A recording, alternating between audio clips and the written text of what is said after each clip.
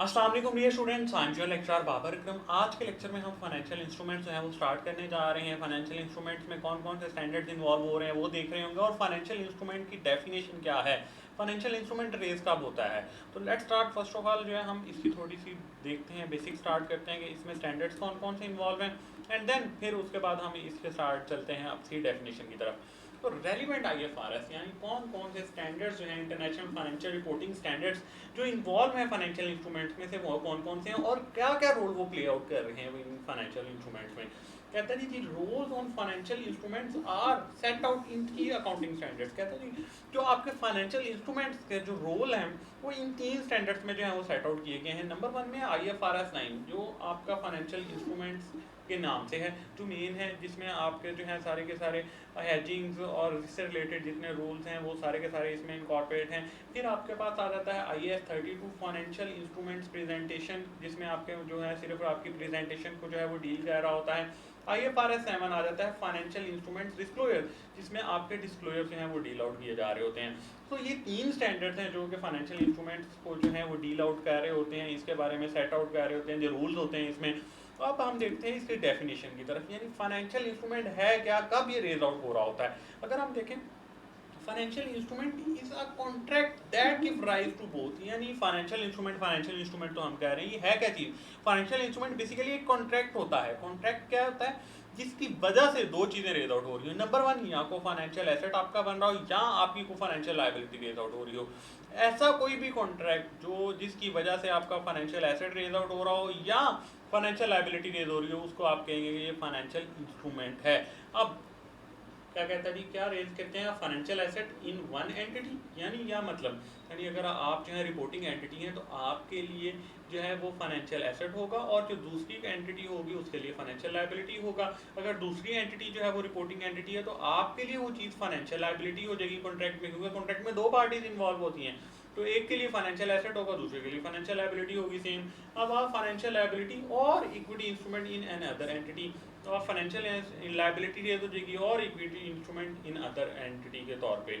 अब ये डेफिनेशन है फाइनेंशियल एसेट और फाइनेंशियल लायबिलिटी को हम सेपरेटली देखते हैं कि इनकी क्या डेफिनेशन, इनमें क्या क्या चीज़ें फॉल कर रही है। क्या हर एसेट जो होता है वो फाइनेंशियल एसेट हो जाता है जिसकी वजह से।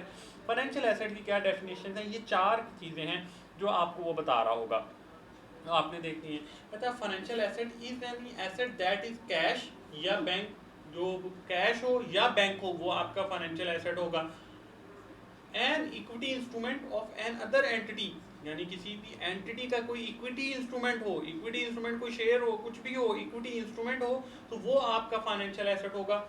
A contractual right to receive a cash or other financial asset from another entity, कोई आपके पास राइट है कि आपने किसी और एंटिटी से कैश रिसीव करना है, तो वो आपका फाइनेंशियल इंस्ट्रूमेंट होगा। क्या मतलब कैश का, यानी अगर आपने किसी को लोन दिया हुआ था, कोई लोन का एग्रीमेंट था, कोई रिसीवेबल था, तो वो आपका क्या होगा, आपका कॉन्ट्रेक्चुअल राइट आपका बन जाएगा कि आपने उससे कैश रिसीव करना है, तो आपका वो होगा financial asset.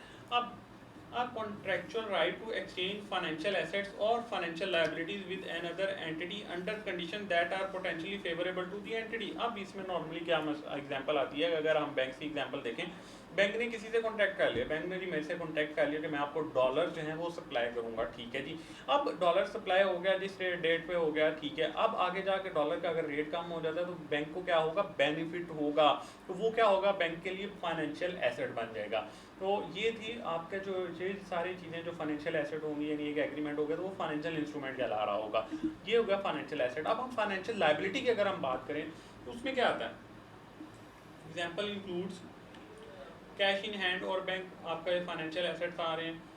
Investment in equity shares आपने जो की होती हैं वो आपके फाइनेंशियल एसेट्स आते हैं। ये फाइनेंशियल एसेट की फर्दर एग्जांपल्स हैं, वो तो उसने कैटेगरीज बता दी है मैंने, एग्जांपल आगे फर्दर। कोई रिसीवेबल है, कोई आपने इन्वेस्टमेंट की हो डिबेंचर्स में, तो वो भी क्योंकि उसमें आपको जो है रिटर्न मिल रहा होता है।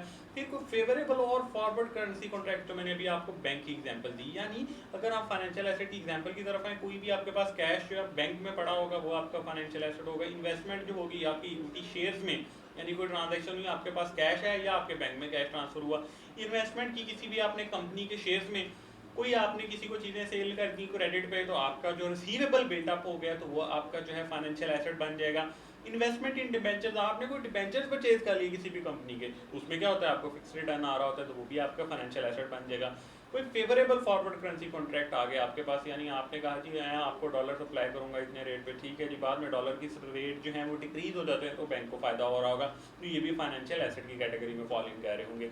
अब हम देखते हैं what is financial liability. Financial liability के बारे में हमें स्टैंडर्ड क्या गाइड करता है। व्हाट इज फाइनेंशियल लायबिलिटी आपके माइंड में आ रही हो, कोई लायबिलिटी की तरफ जब आपको जा रहे हो, कोई आपने को पेबल बन रहा हो, कोई देने हो, जो ऑब्लिगेशन बनी होगी फ्यूचर में आपको जो है सेटिस्फाई करनी पड़ी होगी। अब कहता है financial liabilities and liability that is a contractual obligation to deliver cash or another financial asset to another entity, यानी आपकी ऑब्लिगेशन बन गई है कि आपने किसी ने जो है कैश देना है या कोई और फाइनेंशियल एसेट देना है फ्यूचर में, तो देना है फ्यूचर में देना है, तो वो आपकी क्या होगी, फाइनेंशियल लायबिलिटी बन रही होगी। A contractual obligation to exchange financial asset or financial liabilities with other entities under condition that are not potentially unfavorable to the entity, यानी अब यहाँ पे क्या सिनेरियो आ जाता है कि आपने जो है वो कॉन्ट्रैक्ट कर लिया था किसी पर्सन से, बैंक ने मेरे से कॉन्ट्रैक्ट कर लिया था, मैंने जी अपने आप को सिक्योर करने के लिए बैंक से कॉन्ट्रैक्ट कर लिया जी, आपने मुझे डॉलर सप्लाई करने हैं, बाद में डॉलर का क्या होता है, रेट जो है वो बढ़ जाता है, ठीक है। अब यहाँ पे क्या हुआ, यहाँ पे फाइनेंशियल लायबिलिटी रेज हो रही होगी, किस वजह से, क्योंकि एक जो है ऑब्लिगेशन एक्सचेंज हो रही है, ठीक है, और यहाँ पे वो आप बैंक की फाइनेंशियल लायबिलिटी बन रही होगी। सो ये थे हमारा फाइनेंशियल लायबिलिटी की, देखा कि क्राइटेरिया क्या क्या है, जो जो चीज़ें इनमें आ रही होंगी वो सारी की सारी फाइनेंशियल लायबिलिटीज होंगी, जो जो फाइनेंशियल एसेट की डेफिनेशन को मीट कर रही होंगी वो फाइनेंशियल एसेट होंगी, और जो इनकी डेफिनेशन को मीट नहीं कर रही होंगी बेशक वो एसेट हो, तो वो कौन सा आ रहा होगा, नॉन फाइनेंशियल एसेट के तौर पर आ रहे होंगे, कि वो फाइनेंशियल एसेट्स नहीं है, वो आपका जो है फाइनेंशियल इंस्ट्रूमेंट नहीं है। अब एग्जांपल्स में क्या क्या आता है फाइनेंशियल लायबिलिटी, कोई पेबल आपने किसी को पे करना है, कोई बैंक लोन्स आपने लोन ले लिया है, अब आपने रिटर्न भी क्या करना है, बैंक को कैश में या कर रहे होंगे, तो वो बैंक लोन भी जो है आपकी फाइनेंशियल लायबिलिटी है। डिबेंचर्स आपने इशू किए हुए हैं, डिबेंचर्स का क्या होता है, आप थोड़ा सा रिमाइंड कर लिए कि आपने उनको पे बैक करना होता है, ठीक है। अब यहाँ पे क्या होता है, डिबेंचर्स आपने इशू कर लिए, ठीक है जी, आप उस पर फिक्स रिटर्न दे रहे होते हैं, और बाद में उनको आपने जब आप सेटलमेंट पे जाते हैं, एंडिंग पे जा रहे होते हैं, तो आपने वो परचेज करके उन्हें पूरी की पूरी फुल एंड जो है वो पेमेंट करनी होती है। फिर अनफेवरेबल फॉरवर्ड करेंसी कॉन्ट्रैक्ट्स आ जाते हैं आपके, जिसमें आपकी जो है फाइनेंशियल लायबिलिटी रेज हो रही हो वो। अब आती है बारी इक्विटी इंस्ट्रूमेंट्स की। इक्विटी इंस्ट्रूमेंट क्या होते हैं, is an any contract that evidence are residual interest in the assets और of an entity after reduction of its liability. Examples include equity shares and equity share option issued by an entity. यहाँ पे वो क्या बात समझा रहा है equity instrument में, इक्विटी इंस्ट्रूमेंट्स में वो बात समझा रहा है आपको कि कोई भी कंपनी है, ठीक है, अगर आप उसके एसेट्स में से उसकी लायबिलिटी सेटल ऑन कर रहे हो, जो पीछे बची होगी चीज़ किसी भी कंपनी की, तो उसका ऑनर्स पे वो डिस्ट्रीब्यूट होगी। अब ऑनर्स कौन होते हैं, ऑनर्स आपको पता है शेयर होल्डर्स होते हैं। अब शेयर होल्डर्स पे पास क्या होगा, यानी जो शेयर्स जिनके पास होंगे, equity shares, not debentures, not preferences, equity shares, यानी इक्विटी शेयर जो है वो ऑनर्स के अकाउंट हो जा रहे हैं, क्योंकि उनके पास प्रॉपर राइट टू वोट होता है, सारा कुछ होता है, तो ये जो है इनका जो है वो काउंट हो रहा होगा इक्विटी इंस्ट्रूमेंट के तौर पे। तो ये था हमारा आज का लेक्चर, फाइनेंशियल इंस्ट्रूमेंट का इंट्रोडक्शन देखा, कौन कौन से स्टैंडर्ड्स इन्वॉल्व हैं वो आपने देखा, फाइनेंशियल एसेट देखा, फाइनेंशियल लायबिलिटी देखा, और आपने देखा कि फर्स्ट ऑफ ऑल के कॉन्ट्रैक्ट फाइनेंशियल इंस्ट्रूमेंट होता है कि ऐसा कॉन्ट्रैक्ट फाइनेंशियल इंस्ट्रूमेंट कॉन्ट्रैक्ट होता है जो फाइनेंशियल एसेट या फाइनेंशियल लायबिलिटी को रेज आउट कर रहा हो।